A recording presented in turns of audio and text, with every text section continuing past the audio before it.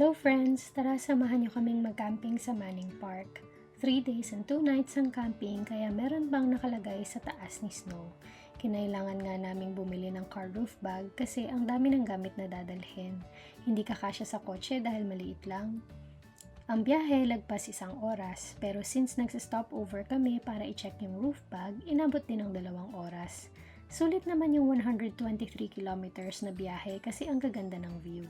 May mga bundok, lakes at puno na masarap sa mata na nakaka-relax. Wala ring traffic kaya hindi masyadong stressful ang biyahe. Una nating puntahan bago sa campgrounds yung Cascade Lookout. Makikita nyo itong biyahe, paakyat siya at 15 minutes na ganitong winding road para makapunta sa tuktok. Andito kami ngayon sa Cascade Lookout sa Manning Park. So, doon kami magka-camping sa may Lightning Lake. Ipapakita namin sa inyo mamaya. Pero ang gusto lang namin ipakita is yung first time din namin nakita na mga mountains sa background. Sobrang taas kasi nitong lugar kaya parang halos nasa likod mo na lang yung mountains. So, dito sa area na to makikita natin na meron silang guides kung ano yung mga pangalan ng mga mountains around us. Tara, tingnan natin.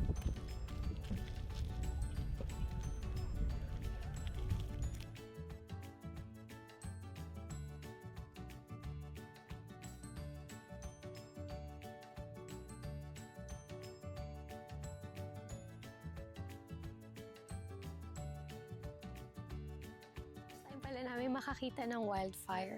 Nandun siya sa may likod ng mountains na yon. Parang dalawang wildfire siya. Interesting lang kasi dati sa news lang namin nakikita na may wildfire tapos nababalitaan lang namin. Pero ngayon up close, hindi sobrang close pero as in nakikita mo siya, viewable siya. So yun din yung reason bakit nagbaban sila ng campfires kasi since nasa forest area, pagka dry, tapos summer, specifically now, medyo mainit yung araw, mas madaling kumalat yung wildfires and nagkakaroon ng usok sa lugar.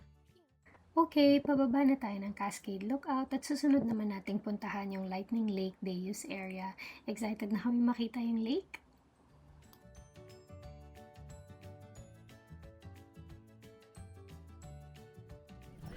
Daddy, there's one too.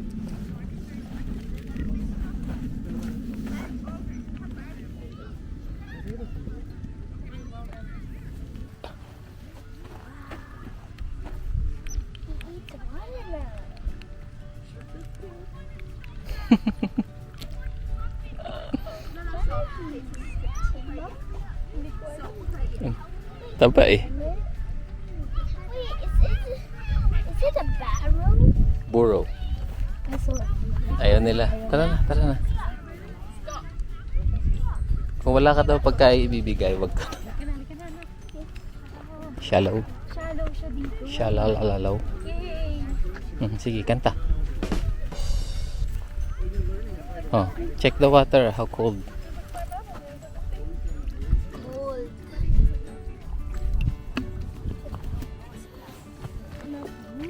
Yeah. Hindi siya. Not much. Not much. Oo. Tolerable siya. You can swim tomorrow, John. Kasi shallow lang siya. Come on. Tara. Pwede tayo mag-days dito bukas. Oo, ito muna dyan eh. Bukas na lang.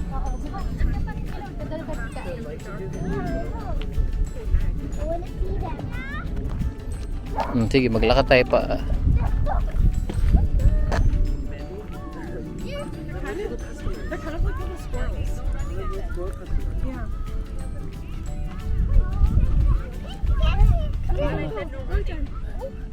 Hindi yan squirrel eh. Ano nga ba?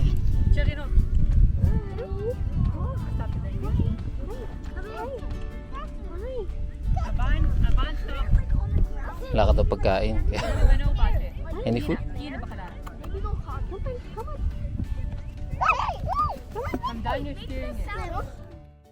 Hindi namin inaasahang makikita namin sa lake yung mga prairie dogs na sobrang cute. Halos ayaw pa nga namin umalis pero kailangan na naming mag-check-in kasi 6 PM na ng hapon. Kaya ito, nag-drive na kami papunta sa camp at nag-set up ng tent. Dahil pangatlong beses na nga naming itinayo itong tent, mas mabilis na kaming mag-set up. Para mag-reserve ng campsite, kailangan magpunta sa BC Parks website. Ang proseso ng pagre-reserve ay parang nagbubook ka din ng hotel. Alam niyo ba na maaga pa lang, bago pa mag-summer, kailangan mo nang mag-book dahil talagang nagkakaubusan ng slots at paunahan ng pagre-reserve ng campsite. Sobrang dami kasing mahilig mag-camping lalo na tuwing summer habang walang pasok ang mga bata.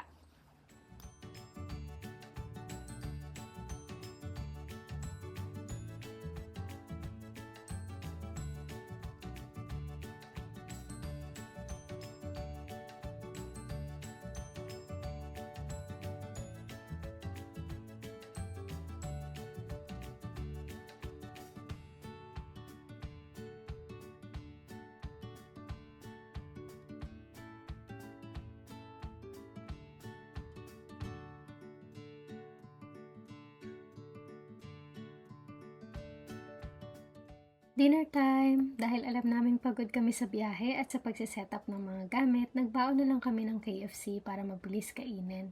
Mukhang nagutom si John, ang dami niyang nakain.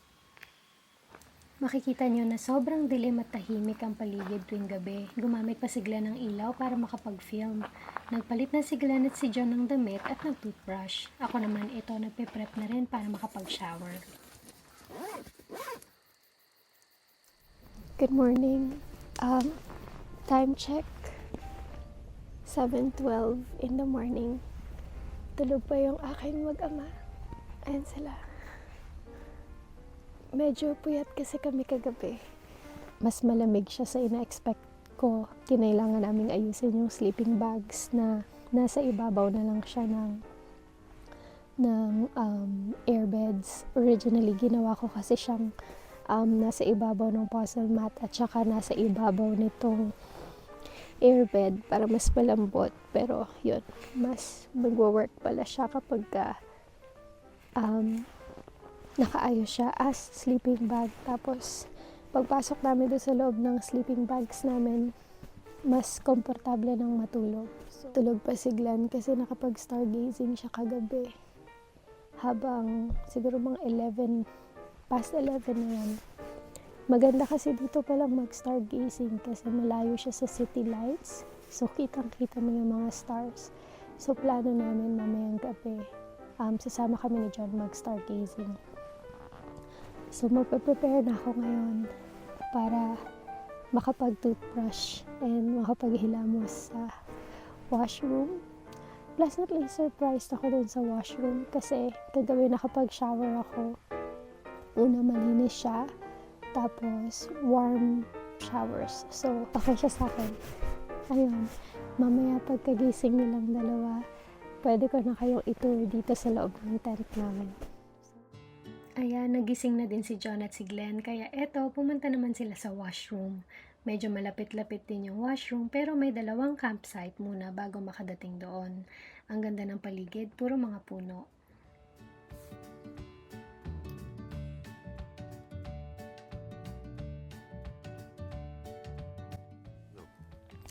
Tent tour. So, welcome sa aming tent. Pangalawang beses na namin nagamit tong tent. Yung first time namin camping, overnight lang. Pero itong camping namin ngayon for 2 nights. So, 3 days, 2 nights. Ito yung part ng queen size bed kung saan natutulog si Glenn at saka si John. Ito yung mga sleeping bags namin. Nabili namin sila sa Canadian Tire. Tapos, ito dito sa ilalim or sa lapag, merong mga puzzle mats para hindi masyadong mabato at saka para din sa insulation na din ng init. Tapos nandito yung mga gadgets at saka yung mga equipment namin para sa filming. Tapos ito yung isang maleta ng mga damit namin at saka towels. Andito din yung mga ilang gamit ni John na pang activity niya pagka nabubore. Tapos, andito yung ito yung mga Nalgene namin na bote. So, the reason bakit fini-feature ko to kasi natutunan namin na kapag ka sa gabi, magbo-boil ka lang ng boiling water. Tapos, ilalagay mo dito sa Nalgene para yayakapin mo siya sa gabi para hindi sobrang lamig. So, yun. Gumana ba sa'yo ito, Nak? Yeah, okay. Tapos, sumunod is, ito naman yung single size bed ko. At meron din akong sleeping bag. Hindi ko pala na-feature si Baby Bear. So, ito si Baby Bear. Lagi namin siyang dala sa travels kasi si John, hindi siya nakakatulog nang wala to si Baby Bear. Tapos, dun sa pinaka-edge, nandito lang yung pump, yung mga life vest namin at saka yung vacuum bags para sa mga unan kasi malaki nga siya at maliit yung sasakyan namin so hindi nagkakasya. Tapos meron din kaming ito yung anong tawag dito, Daddy? Power station. So dito chine-charge namin siya para meron kaming kahit papanong outlet para sa charging ng phones, etc. Ito naman yung aking handy-dandy na medicine kit. So, papakita ko sa inyo na meron kaming first aid kit at saka yung mga usual na kailangan namin for traveling para kung sakaling may sumakit ang ulo, sumakit ang tiyan, etc. Hindi mawawala ang white flour at saka andito na kasi Achete de Manzanilla. So, yun. Ito na yung exit ng tent. So, itong tent na to, 10-person tent siya.